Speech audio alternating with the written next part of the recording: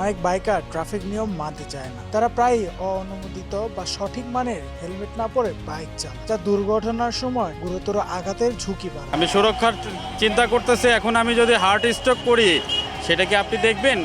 এই হেলমেটটা আমি পরলাম, পরে আমি অসুস্থ হয়ে বাইক অ্যাক্সিডেন্ট করলাম, এটা রেসপন্সিবিলিটি কি আপনি নেবেন?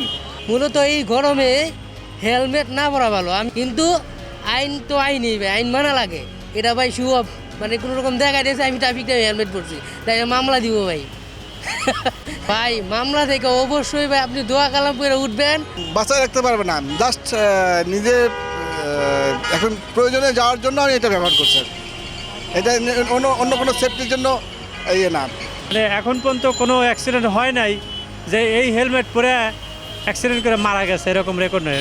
মারা গেলে চালকই মারা যায়, পিছনে প্যাসেঞ্জার কখনো দেখি নেই বা মানে শুনেও নেই।